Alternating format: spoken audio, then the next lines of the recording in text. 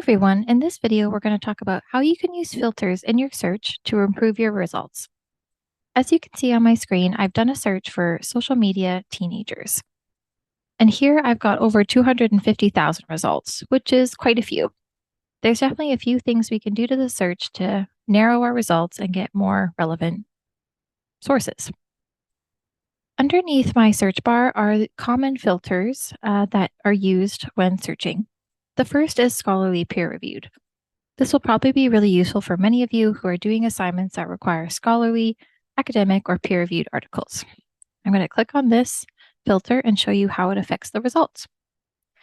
You'll see now I have 65,000, which is significantly less than 250, and all of the results now have this gold badge with the blue checkmark icon, and they say peer-reviewed academic journals.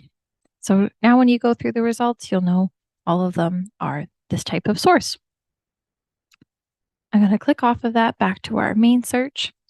In addition to scholarly peer review articles, there are many other types of sources that will come up in your search. If you go to the end of this bar, you'll see source type. There's a drop-down menu. Click on all of them. So you could narrow down to news, magazines, ebooks, perhaps reports, conference materials, videos. This is something you could definitely use. Let's see what videos brings up. Apply. Right, streaming videos about managing social media addictions, and you can see many of them are streaming videos online, so you can watch them from home.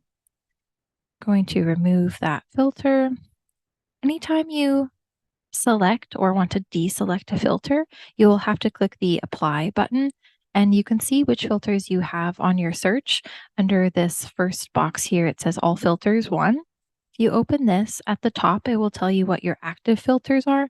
Right now, I just have available in the library collection. That's on by default, and that's what I want. I'll show you the last box/button/filter that's presented to you under the search bar here. So you've done scholarly peer-reviewed. Full text you can select if you want. I'm finding the search is pretty good nowadays. You don't always have to select this as much, but you can turn that on for article searching if you like. Under all time, this really has to do with the publication date. And so here it's defaulting to the past year, 5 years, or 10 years. You can select these if those work for you.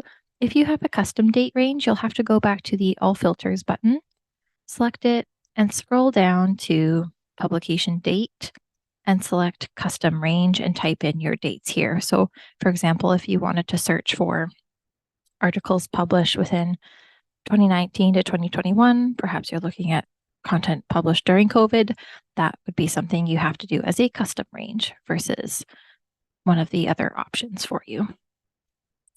Under all filters, I scroll back to the top here.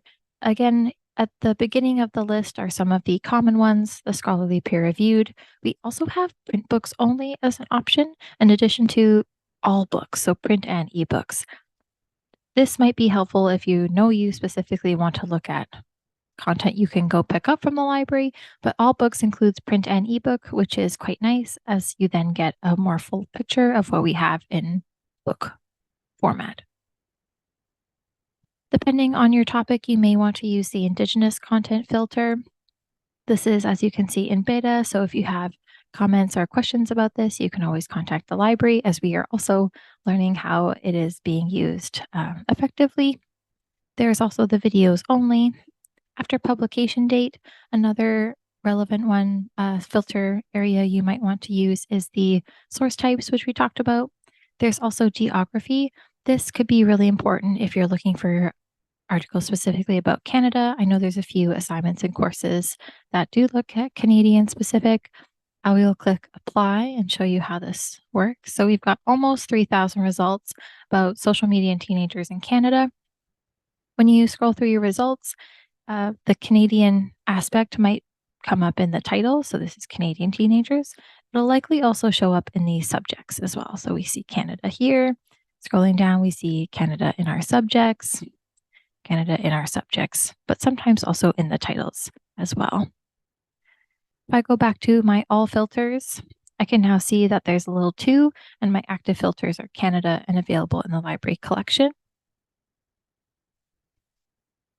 In addition to geography, source type, publication date, you may also want to play around with the subject filter. And so here we can see perhaps, oh, my apologies. I deselected the Canada filter, so now I have to click apply. So my filter is just one.